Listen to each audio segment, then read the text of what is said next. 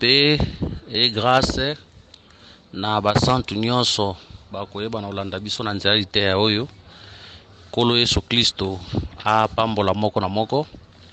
Par la grâce de Dieu tozokoba na liteya na biso sur le discours de Dieu à Job. Tokomaki précisément na Autriche. Tosi totalisaki Autriche na baspe belé. Par la grâce de Dieu lelo tonto simba les de l'Autriche. Tokosimba on a ba partie mibale. Mais lelo tozo kopesa la première partie tozo bena les de l'Autriche. Total sa première partie na yango lelo. Alors par la grâce de Dieu deuxième partie tokoyeba na kotalisa yango sima. Que le Seigneur Jésus-Christ soit loué. Yambo kobanda to bondeli Seigneur Jésus-Christ, te péchons merci pour ce temps. Tu es le maître des temps et des circonstances. Nous te recommandons ce temps. Yondo à l'enseignant. L'ité côté à mes pesa lokumu na kombo na yo. Et fortifier pesa makasi na ya lembaki. Plan projet molili to déclarer ngoni les sans effet au nom de Jésus. Marche avec nous na kombo na Yesu. Amen. Job chapitre 39 verset 17 à 21. Job chapitre 39 verset 17 à 21. Mais l'Autriche abandonne ses œufs à la terre et les fait chauffer sur la poussière. Elle oublie que le pied peut les écraser, qu'une bête de champ peut les fouler. Elle est dire envers ses petits comme s'ils n'étaient point à elle. Elle ne s'inquiète pas de l'inutilité de son enfantement. Car Dieu lui a refusé la sagesse. Il ne lui a pas donné l'intelligence à partage. Quand elle se lève et prend sa course, elle se rit du cheval et de son cavalier. Que le Seigneur ajoute l'explication à cette lecture. Gloire à Dieu, tout ça la lecture. Tout aussi expliquer qu'Autriche na ba couleur rebelle moya kozonga susu sima par rapport ya oyo tolobaki ezate mpona ndeko ya kokuta biso kaka na audio oyo soko zongi na sima okomona ba audio mususu tolobelaki sur Autriche ezali kuna ekosunga yo mpona kozwa ba définition makambo mususu tolobelaki awa nzambe azosola na Job. Mutu asouffrir eza Job, mutu aza na pasi eza Job. Nzambe ana pasi te, nzambe asouffrir te, mais mutu azosouffrir eza Job. Sikoyo nzambe azotuna Job mutuna akomi koto Autriche abi Autriche akamataka maki na ye atiki yango na kati ya poussière achauffe yango na kati ya poussière tanga achauffe yango na kati ya poussière azobanga kutu te ke lokolo moko ekoki koya koniata maki wana. Bible ezolobaki tango Autriche atelemaka asekaka cheval na cavalier. Cela veut dire azalaka na mbangu koleka cheval, azalaka pe na mbangu koleka cavalier. Cavalier za mutu amati likolo ya punda. Voilà makambo oyo tokoyeba na kolobela par la grâce de Dieu. Tozo simba on a quelques aspects mais tokosilisa nyonso te po tobi oyo eza première partie. Na deuxième partie nde tokoya kosimba ba makambo mosusu oyo ekotikala. Tangu nzambe azoloba awa Autriche awa eza nano ye moko nzambe awa tango nzambe aloba na Job. Avant tokenda baspe mosusu tolobi nano awa tango nzambe azosola na Job Autriche eza na nzambe ye moko. Parce que Autriche azotika maki na kati ya poussière eza Autriche ya mobali te. Mais Autriche azotika maki na kati ya poussière eza nzambe ye moko. Donc c'est pour dire que Autriche ya mwasi. Tozondi maki nzambe na biso azalaka mobali, nzambe na biso azalaka pe mwasi. Mais Autriche bazolobela awa eza ya mwasi. Yango tant tokende na Ésaïe chapitre 45 verset 9 à 10. Comment miboye? Malheur à qui conteste avec son créateur, vase parmi des vases de terre. L'argile dit-elle à celui qui l'a façonné, que fais-tu? Et ton œuvre, il n'a point de main. Verset 10. Malheur à qui dit à son père, pourquoi m'as-tu engendré? Et à sa mère, pourquoi m'as-tu enfanté? Donc, dans verset 9, awa nzambe azotalisa azoloba mawana mutu aza ko contester contre le créateur abimisi mutroko la vase de terre ye moko créateur. Mais na verset 10 ezaka eloko moko mais alobeli nguso na lolenge mususu alobi mawana mutozo ko se contester na papa na ye na mama na ye. Donc c'est pour dire que Nzambe comme créateur azalaka papa, Nzambe comme créateur azalaka pe mama. Yango to ndimaka pe ke création elobeli mususu ezalaka mwana ya Nzambe po euta na kati ya Nzambe. Po to ndimaka na éternité Nzambe pe lokola mama azalaka na zemi. Zemi Nzambe azalaka nango c'était la création ezalaka na kati na ye. Mais esengelaki a manifester yango. Zomona yango to bi ke tant to mona Nzambe lokola mama to mona pe lokola mokeli. Voilà. Mais atozomona tango azoyebisa Job mutuna Autriche akamataka bana makina ye atiki yango na kata poussière. Job ndayebaki te parce que à cet temps là le ministère de la parole epesa makina nute. Soki ezalaki lelo donc to répondre mutuna mena tango na Job ayebaki te. Autriche Nzambe azolobela wana na ye moko. Maki azolobela tiki na kata poussière azo faire chauffer na kata poussière ezalaki Job. Maki wana o azolobaki Autriche akamataka makina ye atiki yango na kata poussière a chauffer yango na kata poussière aobanga te ke lokolo ekoki konyata maki wana. Hein? Donc maki wana ezalaka nanu Job na place oyo nanu awa na Job 39 17 21 Autriche eza na Nzambe ye moko maki wana eza nanu Job. Poussière oyo Nzambe ayebaki na kolivrer Job enfin qu'a chauffé c'est l'ennemi. C'est pour dire que Nzambe ayebaki na kolivrer Job entre les mains de l'ennemi afin que l'ennemi ayeba na ko faire souffrir Job. Donc Nzambe permetaki eleka ndengwana. Mais gloire à Dieu, Bible les autres sakaba bi ke tangu cheval tangu Autriche atelemaka ayeba na koseka ozali cheval na cavalier na ye.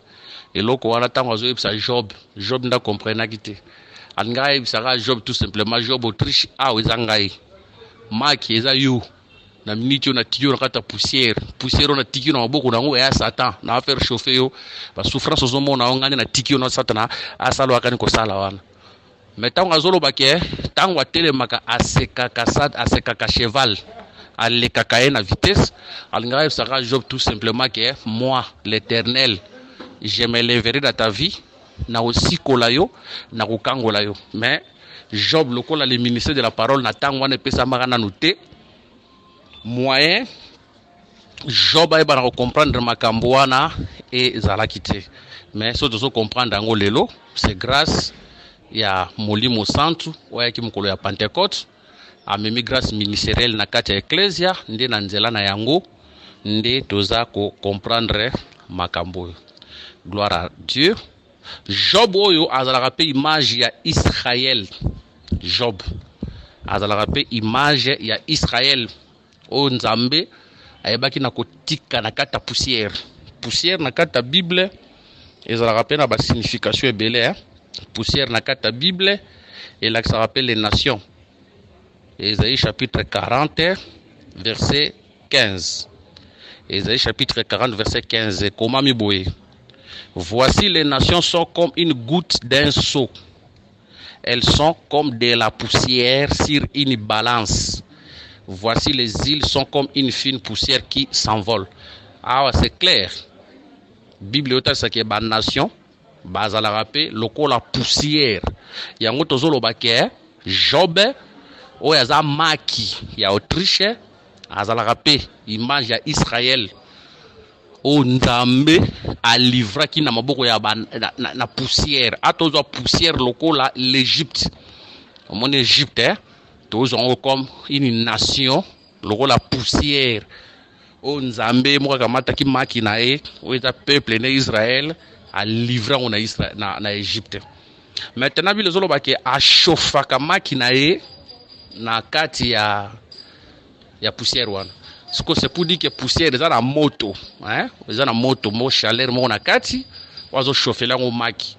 Moto wana nde eotalisa ba souffrance au Israël ayebaki na kobikela na Égypte. C'est pour dire que ba souffrance so mo na Israël zo bikela na kati Égypte wana ezaki na wana volonté Nzambe moko. Ba souffrance nyonso Israël azo bikela na kati Égypte ezalaki volonté ya Nzambe moko. Cela veut dire awa Nzambe abimi penza Autriche atiki peuple na ye na kati ya la poussière parce que bossa na teke Égypte ndenga zalaka wana ezalaka pe fournaise de fer par rapport à Deutéronome chapitre 4 verset 20. Mais vous, l'Éternel vous a pris et vous a fait sortir de la fournaise de fer de l'Égypte, afin que vous fissiez un peuple qui lui appartient à propre, comme vous l'êtes aujourd'hui. Donc, dans la poussière, c'est là Isaïe 45 dans les nations, a total sa poussière locale à Égypte, mais na kati ya poussière en tomona moto, ou total sa les souffrances, au Israël a kende komona na kati Égypte, qui avait permis ça, Nzambe. A permetaki ele kandengwana parce que Égypte nous a fait fournaise de fer o Nzamba permetaki ele kandengwana. Mais Bible zolo bake Autriche tango atika abongo Nzamba zo yebisa Job Autriche tango atika abongo abanga kate ke lokolo moko ekoki koleka wana pour ebara konyata bango enyata postérité na ye na bande l'écriture. Mais l'Autriche abandonne ses œufs à la terre et les fait chauffer sur la terre. Chauffer wana et ba souffrance. Elle oublie que les pieds peuvent les écraser. Azobo sanake ba makolo et koki kunyata bango qui une bête de champ peut les fouler. Donc expliquer lokolo au bien na bête de champ au bien tant au côté na deuxième partie. Mais les loto zongo a passant. Tozolo banano ke lokolo oyo ba lobela wa ezalaka pharaon. To aba lobeli biso lokolo ba lobeli biso bête de champ. Et puis, le cheval et son cavalier. Le cheval et son cavalier. Tant que le lokolo, tu dis lokolo oyo, azobo sanake lokolo et koki konyata maki wana posuki lokolo nyati maki za po écraser makiti. Eko pardonner makite lokolo et za pharaon. Donc expliquer au bien tant que toko la deuxième partie. Bête de champ et za pe kaka pharaon. Pourquoi to benga pharaon bête de champ? To benga bête de champ tout simplement par rapport à Ézéchiel chapitre 32, Ézéchiel chapitre 32, versets 1 à 2. La 12e année, le premier jour du 12e mois, la parole de l'Éternel me fit adresser ces mots. Fils de l'homme, prononce une complète sur Pharaon, roi d'Égypte. Tu lui diras, tu ressemblais à un lionceau. Na ba traduction à un jeune lion. Hein? Tu ressemblais à un jeune lion parmi les nations. Tu étais comme un crocodile dans les mers, tu te lançais dans tes fleuves, tu troublais les eaux avec tes pieds, tu agitais leurs flots. Na aussi mbana crocodile te, mais na aussi mbana nous bête de champ. Tant au monde a bête de champ, nyamazamba wa, a tout le monde a lion, parce que lion a nyamazana zamba. C'est pour dire que Pharaon a qui lion. Donc Nzambe penza a livré oza makinae na maboko égyptien, a oye bate que Ayebi, c'est trop grave, il savait, il connaissait, a livré bon à Pharaon comme bête de champ, a livré pendant peuple naé, n'a beaucoup à Pharaon, en fait que Pharaon a fait souffrir peuple naé. Kobo sanate soko tangi Bible zolo bake tangwa tele maka aebaka na koseka cheval na cavalier naé. Wana iye moko Nzambe mutazolo ba. Hein? Bible zotalisa na verset 21, car elle se lève et prend sa course, elle se rit du cheval et de son cavalier. C'est que cheval en guazanani, tu le cheval à Pharaon. Tu raisonner par rapport à Exode chapitre 15 verset 1. Exode chapitre 15 verset 1. Alors Moïse et les enfants d'Israël chantèrent un cantique, ce cantique à l'Éternel. Ils dirent, je chanterai à l'Éternel car il a fait éclater sa gloire. Il a précipité dans la mer le cheval et son cavalier. Cheval au baloba, cavalier dans mon matakura cheval. Cavalier balobeza pharaon. Hein? Cavalier balobeza pharaon. C'est pour dire que tant que moni pharaon a quoi na katia mai, yena basoda nae, bakufi. Ndesko Israël bazo yemba. Israël bazo bake, bazo pesa nsame merci. Oya ebi na ko renverser cavalier. Na cheval nae awa cavalier c'est pharaon, cheval à pharaon tel sa armée égyptienne ba kufa kina elongo, cheval à pharaon tel sa la puissance ya pharaon, la puissance égyptienne a élite nae o ba kufa kina bango na kati ya mai. C'est pour dire que Nzambe a livré ki penda peuple nae na boko ya pharaon, yé moko Nzambe hein soko tuni Israël asala lisumu nini asala lisumu te nzambe na livrer bango bongo po makamso comme na sona kata visa aka lisumu te makamso nzamba permettra bongo selo sa souveraineté za aka lisumu te na nzambe bongo na livrer peuple na ye a livrer penda Israël bongo ta Israël asala lisumu nini ye bongo a livrer ndengwana a livrer na maboko ya Pharaon aza lion ye wana bête géant Pharaon aza pied to ko expliquer on a deuxième partie Pharaon aza cheval aza cavalier yena cheval ne a livré bongo mais Bible ezoloba ke tango a livré bongo tango telemaga babi azalaka mbangu koleka cheval aleki cheval na mbangu aleki cavalier na mbangu cela veut dire Pharaon na puissance égyptienne nzambe tango atelemaka aleki bango na rapidité. Or Pharaon tango azoko s'avancer vers Israël eza po asala Israël mabe, mais tango nzambe azoko avancer vers Pharaon c'est pour délivrer Israël. C'est pour dire que le secours de Dieu est plus rapide que la colère de l'ennemi. Secours nzambe ezalaka plus rapide que l'ennemi. Donc mona suka nzambe ko telema ako frapper Pharaon na kati ya mai, ako frapper armée égyptienne na kati ya mai, ako kangola o ezali Israël. Israël bakozwa délivrance. Israël bakosa nini bako kangolama. Tozolo baker cheval o azoleka. Cheval o azoleka. Autriche azoleka cheval na mbangu ezalaka pe David. Pourquoi tolobi bongo? 1 Samuel chapitre 17 verset 1, to sauter de verset 48. 1 Samuel chapitre 17 verset 1. Les Philistins réunirent leurs armées pour faire la guerre et ils se rassemblèrent à Soko qui appartient à Juda. Ils campèrent entre Soko et Azeka à Éphèse d'Amim. Toujours verset 48. Toujours verset 48. La Bible dit: aussitôt que les Philistins s'est mis en mouvement pour marcher au-devant de David, David courut sur le champ de bataille à la rencontre des Philistins. Que le Seigneur bénisse cette lecture. Tomona Soko eza mabele o ezaki ya Juda. Mais tomoni Goliath avandi likola mabele wana. Cela veut dire nzamba permettre Goliath avandi likola mabele wana, mais mabele wana eza ya yete, eza mabele ya Juda. Or territoire wana Juda nzamba pesa kyango pa Israël. Eza ba promesse wa pesa pa papa na bango Abraham, Isaac, Jacob. Eza mabele ya Juda. Mais tomoni nzamba permettre que Goliath avandi likola ya mabele ya Juda o eza ya yete mais avandi wana. Donc nzamba livrer mabele wana na maboko ya Goliath. Tant tozomona Juda selon Genèse 49, Juda zalaka lion, Juda zalaka roi. Mais tozomona mabele ya roi na maboko ya munguna. Tozoyeba ke roi ya solo ezaka na nzambe moko. Roi ya solo ezaka nzambe moko. Psaume chapitre 47 verset 8.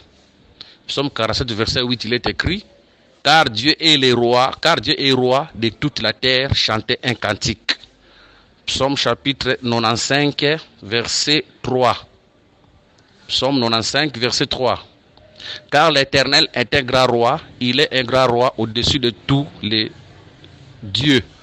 Donc mabele oya Juda kobo sanate ke c'est tout un peuple oyo bazalaki ya nzambe po nzambe na véritable roi.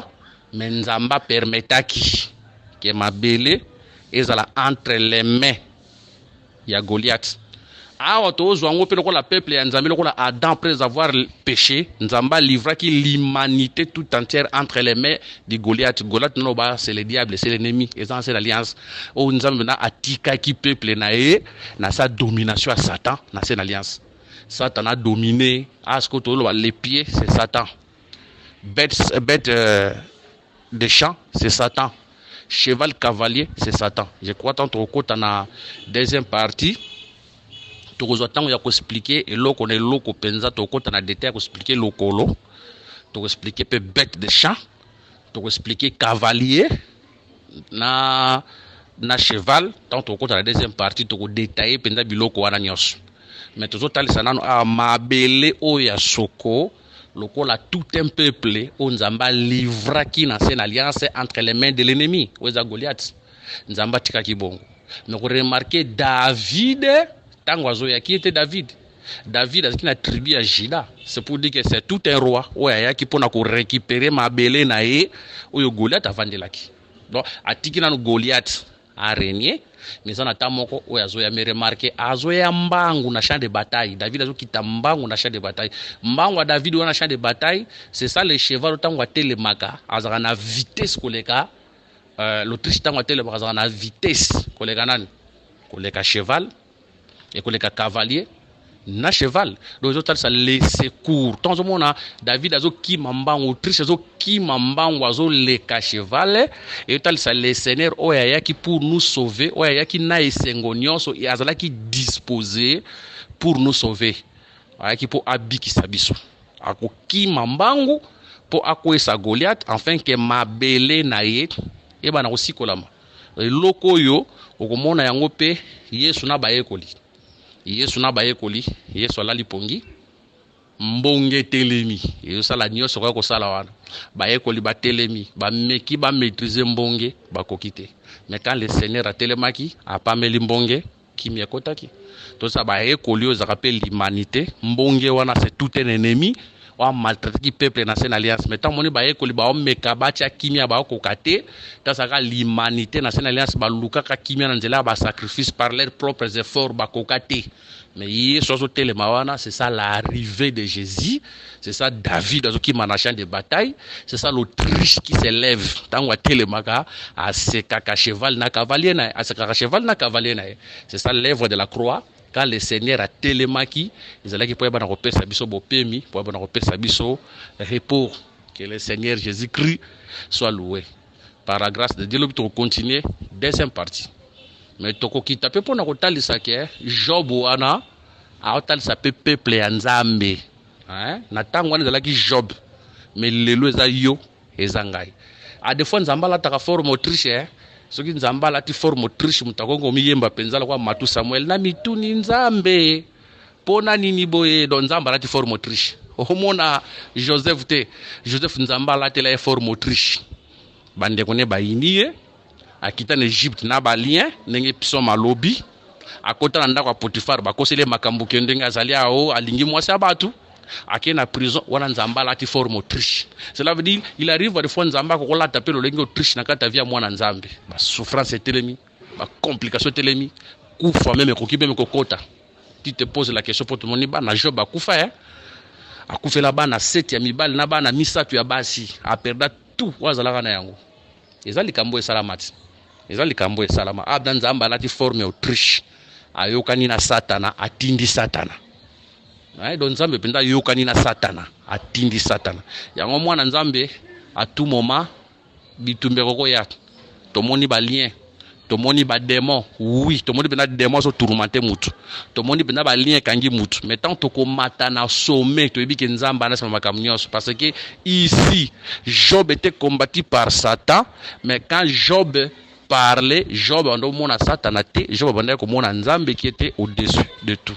C'est pour dire que dans la vie Nzamba ko permettre que makambo makase ko melayo mais koloba te ke Nzamba tiki ngai pona ni koloba te ke est-ce que Nzamba yebi ngai te koloba bongo te kolobelo kwa nakata mnokono te quelles que soient les difficultés Nzamba tika moyenge benite. Vous voyez ezana mutu muso koloba penza est-ce que Nzamba yebi ngai Dieu te connaît. Hein? À cause de la difficulté de traverser du bal koufi, moine koufi, moussale koufi, voyage compliqué, santé compliquée, tu te poses beaucoup de questions. Est-ce que Dieu me connaît? Nzamba yebi. Hein? Nzamba yebi. Moi, est-ce que Nzamba yebi ngai? Est-ce que prière na sala Nzamba yo kanga Dieu te connaît? Quand Satan maltraitait Job et tout ce qu'il faisait, Nzamba azalaki na Job, atikaki Job te azalaki na Job. Soki Nzamba tiki c'est fini pour toi. Soki Nzamba bosani c'est fini. Dieu ne t'a pas oublié. Nzamba yebi yo. Yango tomona mukanda Esaïe chapitre 49 verset 14 à 15. Esaïe 49 14 à 15. Nzamba azolo baboy. Si on disait l'Éternel m'abandonne, le Seigneur m'oublie. Awa Nzamba azoloba Sion bandako loba ataloma na Sion c'est Israël. Azoloba ke Nzamba tikingai Nzamba bosadi ngai verset 15. Une femme oublie-t-elle l'enfant qu'elle allait quand Nzamba otuna mutuna mama ya boti mwana wa melisa mwana est-ce que kuko bosa na mwana o azo melisa. n'a-t-elle pas pitié des fruits de ses entrailles? Ah, nzamba zoloba akoyo kelate mwana oya boti mawa. Même quand il souffrait, la miséricorde de Dieu est à l'icolo na pour ceux qui ngolu nzambe zate kokufa. Sans la grâce de Dieu au quoi ko traverser be prévozo le kawana te d'ailleurs. Ozanga mbongo minerval. Tamsumbongo olia ndako zate. Mbongo wa futa ndako zate ba bimission na ndako. Mais si tu gardes la foi, c'est à cause de la miséricorde de Dieu. Ce qui m'a wanzambe le colono de la kite mbeloso wangana yesu kala. Ce qui m'a wanzambe de la kite le colono mbeloso simba kisikala. Mais aussi simba kiste pourquoi? Et c'est dans la makasi na yo, c'est la makasi noté. Hein? Malgré les difficultés que tu traverses, mais au tikalika na kata makamwanzambe, zala ngona ba fort na yote, mutabanga nzambe na makasi na ya zate. Yana be fort na yote, ezala makasi na yote. Quelles que soient les difficultés, fidélité tout tika na ngwana. Eza mawaya nzambe nde usala kota la fidèle envers nzambe. A continuer lobby, quand elle oublierait, moi je ne t'oublierai point. Yoka assurance nzambe apesa biso. Abiso ki mama, oya botela mama ndenga botaka mwana ndenga zalaka alingaka mwana nae. Mais abike soki mama ko boya mwana na ye ngai na kotika la kobosa note. Assurance c'est pour te dire aujourd'hui, quelles que soient les difficultés, nzamba tiki yote. Quelles que soient les difficultés, abandonnez yote. Alobaki, je ne vous laisserai point. Je ne vous délaisserai point. Je serai avec vous jusqu'à la fin du monde. Atiki yote. Atande ngozola lanzala wana azana yo. Atande ngozangi bilamba kolata wana azana yo. Atande ngozangi mbongo ufuta ndako azana yo. Atande ngozangi mbongo ufuta minerval azana yo. Atande malade zonyo kola yo azana yo. Quelles que soient les difficultés que tu traverses, nzamba azana yo atiki yote. Posoka meko tiko kaka muke c'est fini. Diable a criblé au nengalingi. Vous voyez? Tomata quelques degrés. Tomata quelques degrés à tozondi maboye nzambe atika kape peuple baleki tamongo na difficulté mais suka nzambe akoya a aussi ko la bango awa za mama mutazoloba potriche za mamati eza mama mutazoloba tondi makanzamba za la tata tondi makanzamba za la pe mama ah mais tant nzamba za forme ya mama tala likamboele kaka tozui like chapitre 13 verset 34. Luc 13, verset 34. Tant nous avons formé à maman. Yoka. Jérusalem, Jérusalem, qui tue les prophètes et qui lapide ceux qui te sont envoyés. Combien de fois ai-je voulu rassembler tes enfants comme une poule rassemble sa couvée sous ses ailes et vous ne l'avez pas voulu. C'est pour dire que maman n'a sangisaka. Tundi marake.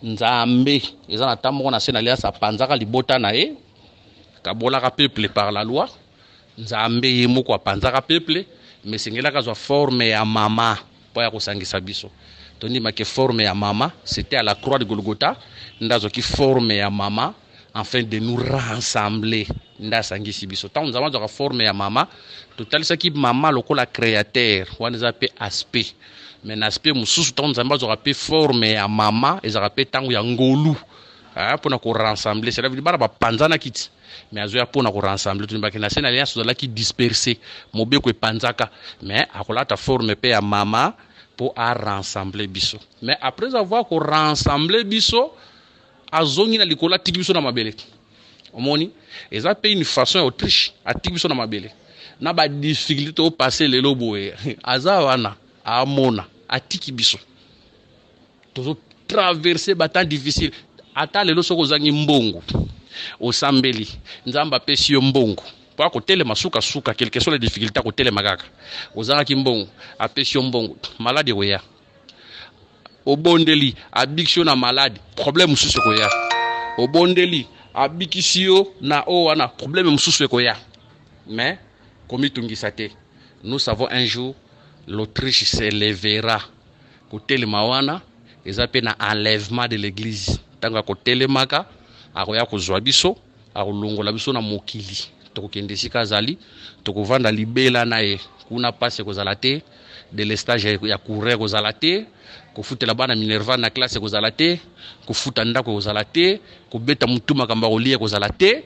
Tous ensemble mais aujourd'hui tous appelle quoi la maki oh yenza mais Autriche atiki na mabele chaleur wana eza bapersecution tozo à cause de l'évangile et bapasi nyonso tomona à cause de l'évangile.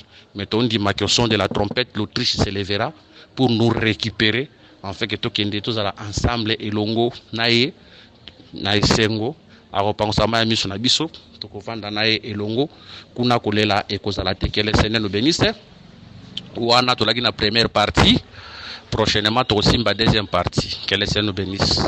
Ba numéro de Zali plus 243 84 22 64 114 plus 243 99 88 77 333 paix et grâce en Christ. Tokutani prochainement.